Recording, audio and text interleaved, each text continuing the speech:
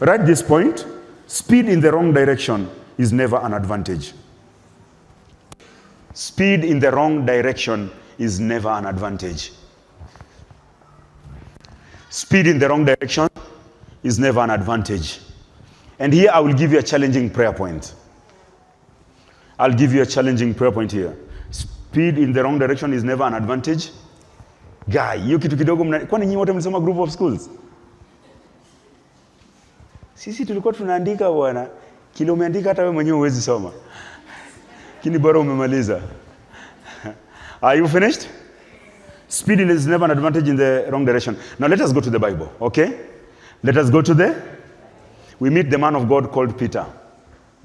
What is Peter doing when Jesus finds him? Fishing. And he's working very hard. And he's getting thoroughly disappointed. But then we know he was being disappointed because he was not at God's perfect place. We know Apostle Paul destroying the faith he's supposed to be building. And for him now, he was working so hard, but working so hard in the wrong place.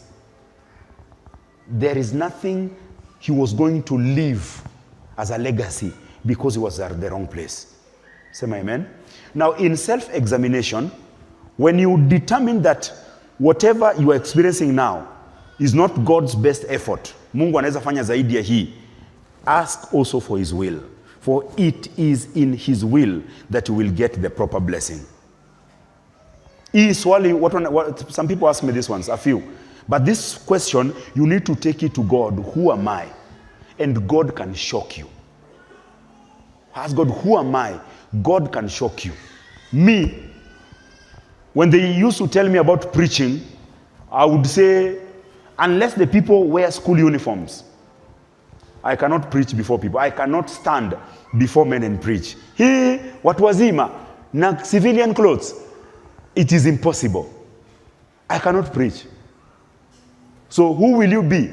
I'll be a great music producer and a studio, EWD.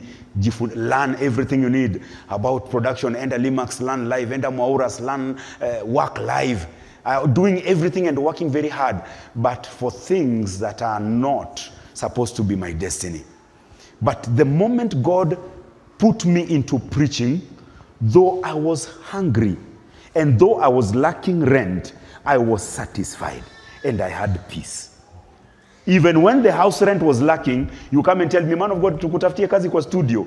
I would say no. In fact, my father called me once and told me, Aaron is in Kayole there. He has built many buildings. Go there, he will give you work to be caretaker of one of them.